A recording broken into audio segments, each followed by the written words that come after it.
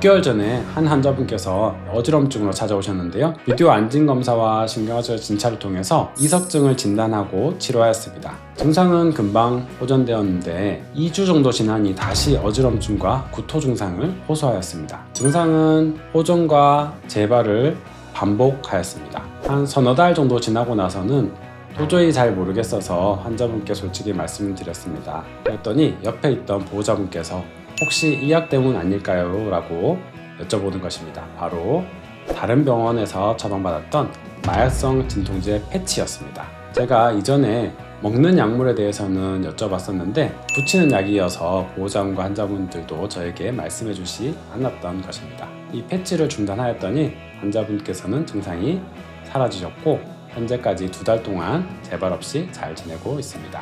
그래서 오늘은 제 실수를 반성하면서 여러분들은 이렇지 않길 바라는 마음으로 어지럼증을 유발하는 대표적인 약물 6가지와 그 대처법을 알려드리도록 할게요. 특히 마지막에는 어지럼증 치료제를 오래 복용하면 생기는 역설적인 문제점도 공개합니다. 끝까지 시청해 주세요.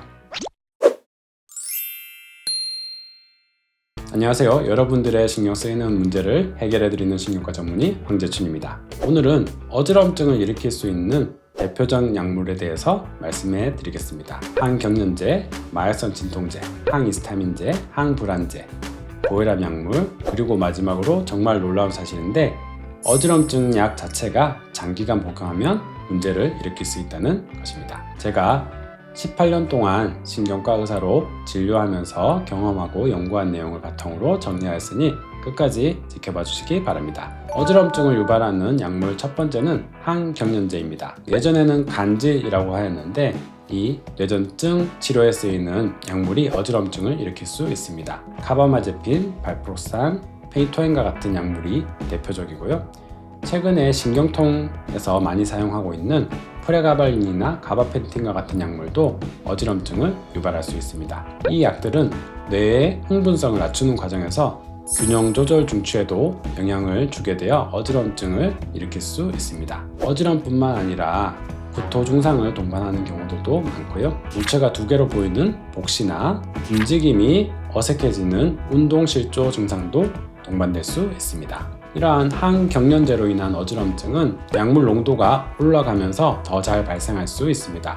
그래서 이러한 약물들은 가능하면 천천히 농도를 올리는 것이 좋습니다. 갑자기 처음부터 고용량을 시작하게 되면 어지럼증이 더 심할 수 있습니다. 증상이 생겼더라도 약물을 갑자기 중단하게 되면 더 힘들어질 수 있기 때문에 반드시 의사와 상의 후에 용량을 조절하는 것이 좋습니다. 만약 고용량의 항경련제를 사용하고 있다면 정기적으로 혈중 농도 검사를 시행하는 것이 좋습니다. 또한 잠들기 전에 약을 복용하면 어지럼증을 좀 덜 느낄 수 있기 때문에 상의하에 약물 복용 시간을 조정하는 것이 좋겠습니다. 다음으로는 마약성 진통제인데요. 코데인, 옥시코돈, 몰핀과 같은 약물이 있습니다. 먹는 약이든 붙이는 패치든 모두 어지럼증을 유발할 수 있습니다. 중추신경계에 작용해서 어지럼증을 일으키고 구토나 심한 졸음도 함께 나타나기도 합니다. 뇌줄기의 전정핵과 손의 기능에 영향을 주기 때문에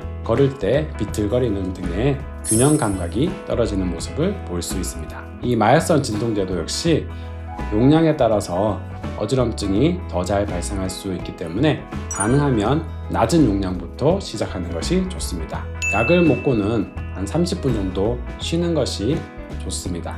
이 단계에서 어지럼증이 발생하는지 확인하고 괜찮다면 움직이는 것이 좋습니다. 움직일 때는 가능하면 천천히 움직이고 급하게 자세를 바꾸는 것을 피하시기 바랍니다. 이러한 마약성 진통제는 장기간 사용하는 것은 피하는 것이 좋습니다. 이 마약성 진통제로 인해서 내성이 생기면서 점차 더 많은 양이 필요할 수 있습니다. 통증이 더 심해지고 효과가 떨어져서 약물을 강하게 사용하게 되면 어지럼증과 같은 부작용도 더 많이 생기는 것입니다. 그리고 이 약물을 사용하는 동안에는 운전이나 기계 조작은 하지 않는 것이 좋습니다. 절대 이 마약성 진통제와 술이나 다른 신경안정제를 같이 복용하지 않도록 하세요. 증상을 더 악화시킬 수 있습니다.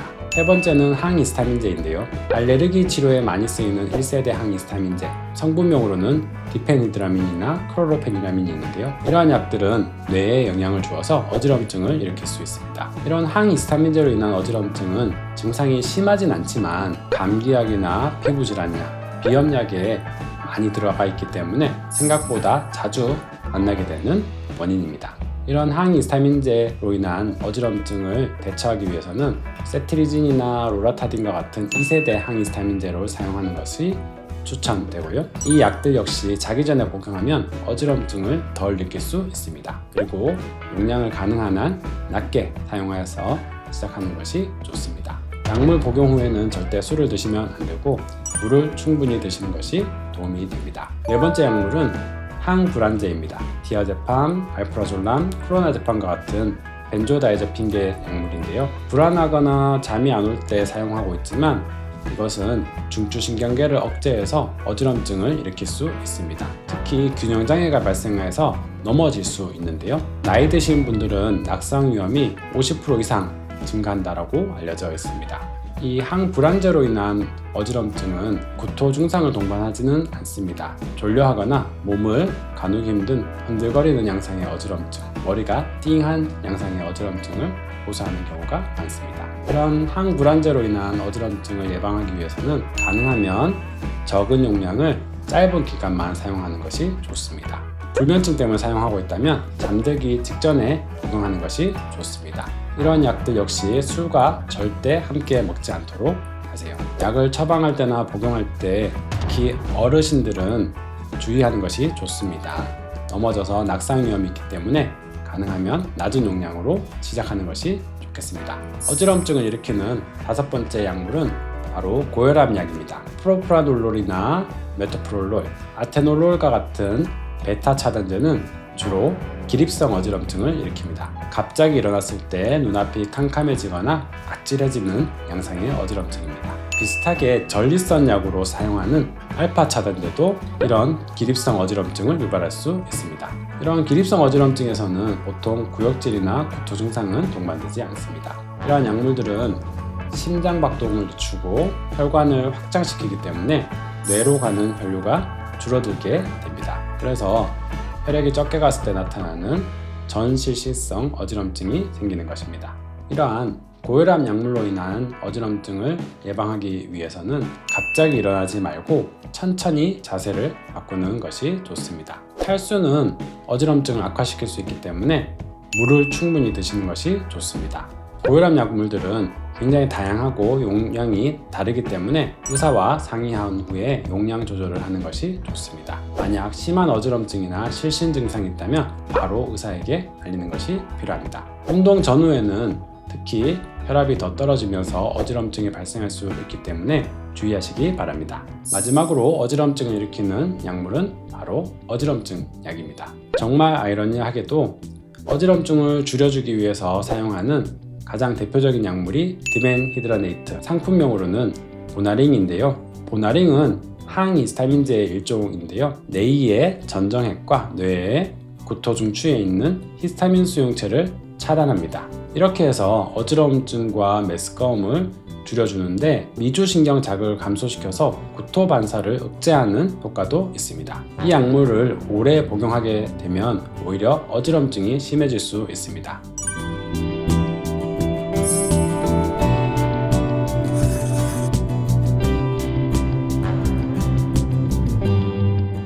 그러면 움직일 때마다 적절한 신호가 나오지 않아서 시야가 흔들리고 눈을 감으면 넘어질 수도 있습니다. 또한 이 보나링을 너무 오랫동안 사용하면 뇌가 여기에 적응하면서 약물 효과가 떨어지게 되고 약을 끊으면 오히려 더 어지럼증이 심해지는 반동 현상도 일어날 수 있습니다. 그래서 이 어지럼증 약물들은 가능하면 증상이 심할 때 짧게만 사용하는 것을 추천드립니다. 저나 신경과 의사 대부분들은 이 약물들을 되게 짧게 처방하고 있는데 만약 의사가 이 약을 길게 처방하였다 하더라도 가능하면 조금씩 증상이 좋아진다면 줄여가면서 사용하는 것이 좋겠습니다. 무엇보다 어지럼증의 근본 원인을 찾아서 치료하는 것이 가장 중요합니다. 만약 이 약물들을 오래 사용하면서 만성 어지럼증이 생겼다면 약을 서서히 끊으시고 이와 동반되어서 전정 재활 치료를 해주는 것이 좋습니다. 치료 과정이 굉장히 길기 때문에 너무 단기간 내에 욕심을 부리는 것은 피하시기 바랍니다. 지금까지 어지럼증을 일으킬 수 있는 6가지 약물에 대해서 알아봤는데요. 첫 번째는 항경련제. 이것은 신경계 기능의 변화로 인해서 어지럼증, 복시, 운동실조가 생길 수 있습니다. 두 번째는 마약성 진통제로 심한 통증에 사용하지만 중추신경계 억제로 인해서 어지럼증과 균형 감각이 떨어질 수 있습니다. 세 번째 항히스타민제는 어지럼증 증상이 심하진 않지만 졸림증이나 머리가 띵한 양상의 증상이 동반될 수 있고 워낙 많은 약물들에서 포함되어 있기 때문에 주의하시기 바랍니다. 네 번째는 항불안제로 이것 역시 중추신경계 억제로 인해서 어지럼증, 균형장애 그리고 이로 인해서 낙상 위험이 높아진다는 것을 꼭 기억하시기 바랍니다. 다섯 번째로는 베타 차단제와 같은 혈압약 또는 알파 차단제로 이루어진 전립선 비대증 약물입니다. 이것은 혈압 저하와 뇌혈류 감소로 인해서 기립성 어지럼증이 생길 수 있습니다. 마지막 6번째는 어지럼증 약을 장기 복용함으로 인해서 내성, 의존성, 반동 현상으로 인해서 증상이 오히려 악화되는 것을 설명드렸습니다. 약물로 인한 어지럼증은 흔하지만 잘 대처하면 증상이 완전히 회복될 수 있습니다. 제일 중요한 것은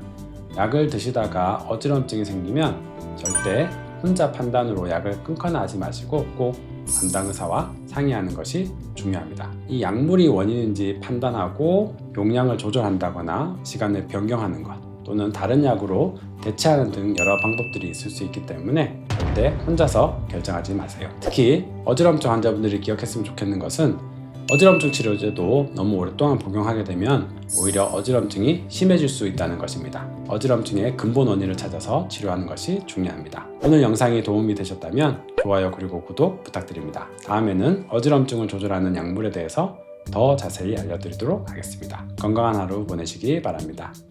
감사합니다.